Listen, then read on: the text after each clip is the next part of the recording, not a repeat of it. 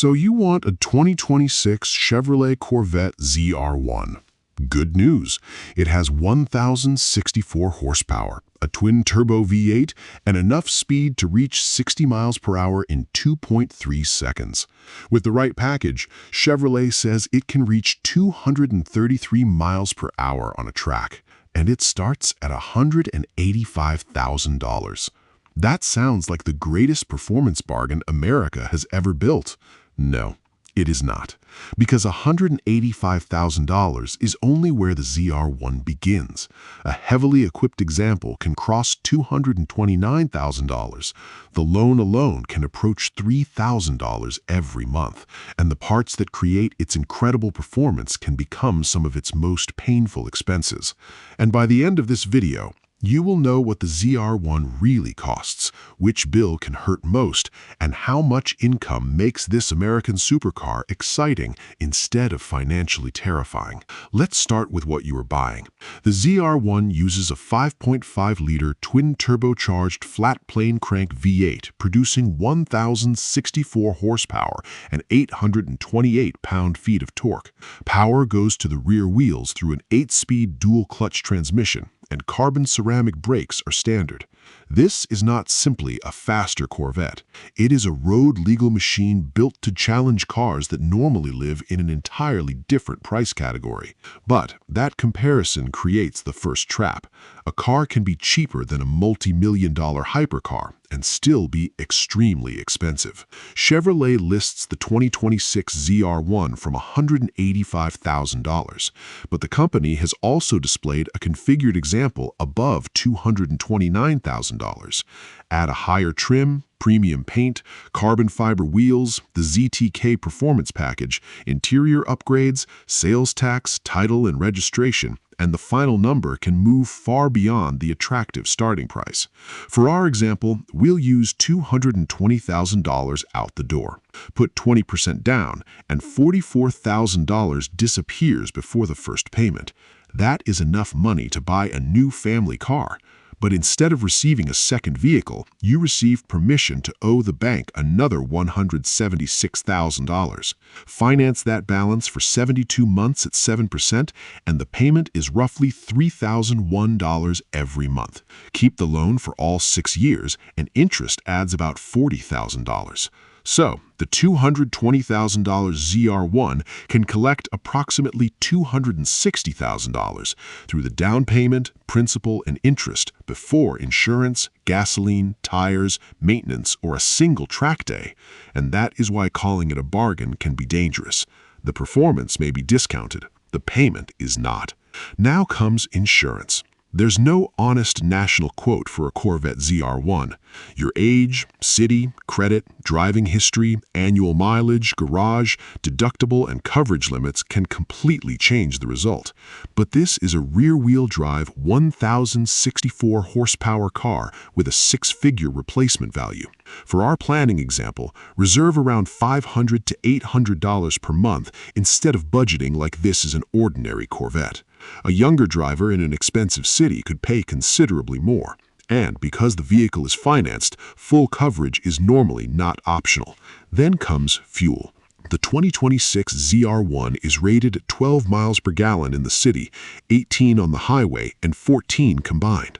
Drive 10,000 miles per year, average 14 miles per gallon, and pay $4.50 for premium fuel, and gasoline costs roughly $3,200 per year. That's about $270 every month, and that's the calm estimate. Use the turbos regularly, sit in city traffic, or spend weekends on a track, and fuel economy can become the least impressive number attached to the car. But fuel is not the part that should worry an enthusiastic owner most. Look at the tires. The ZR1 uses 275-width front tires and enormous 345-width rear tires on 20-inch and 21-inch wheels. The available ZTK setup adds Michelin Pilot Sport Cup 2R tires, designed for maximum track grip. They can help a Corvette behave like a race car. They can also wear like race car equipment. A complete set can enter several $1,000 territory before installation and alignment. Aggressive launches, track heat, poor roads, and incorrect alignment can shorten their life dramatically.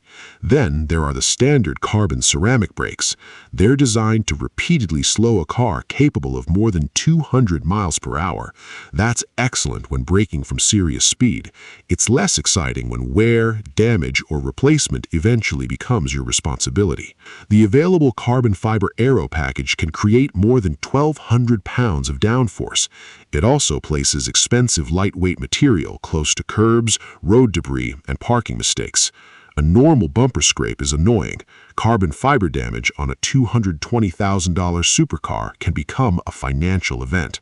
Chevrolet provides a 3-year or 36,000-mile bumper-to-bumper warranty and a 5-year or 60,000-mile powertrain warranty.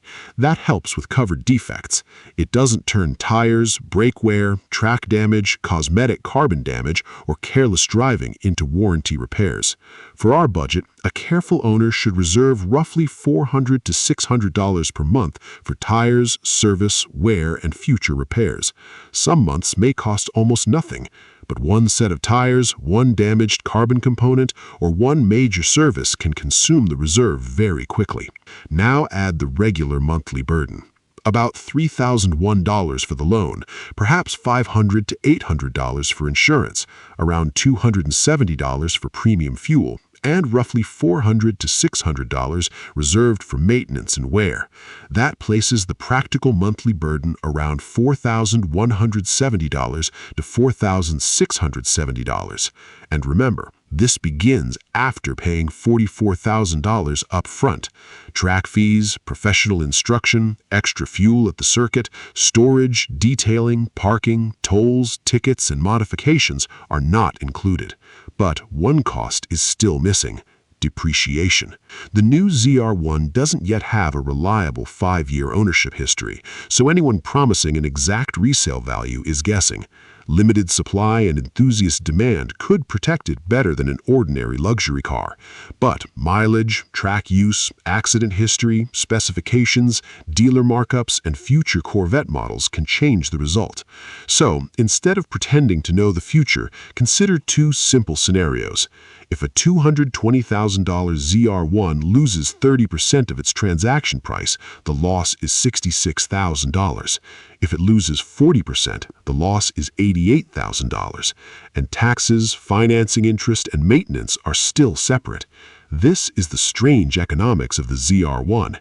It may embarrass cars costing several times more, but when it loses value, it doesn't depreciate like a normal Chevrolet. It loses expensive car money. So, how much income makes the ZR1 comfortable?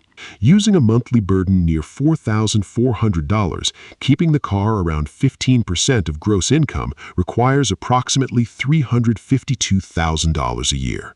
Keeping it closer to 10% requires around $528,000. A bank may approve someone earning far less, but approval only means the bank expects to receive its payments. It does not mean the owner can also invest, support a family, travel, maintain emergency savings, and replace a damaged wheel without anxiety. And that's the real contradiction of the Corvette ZR1. It is one of the most extraordinary performance values in the world.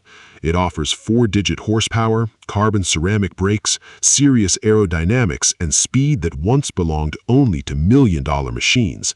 For the right buyer, it may feel like the bargain of a lifetime, but it is not a cheap supercar. It's an extremely expensive supercar that makes even more expensive cars look overpriced. The Chevrolet Corvette ZR1 proves that performance can be a bargain. Ownership cannot. At more than $4,000 every month, would you buy it or pass?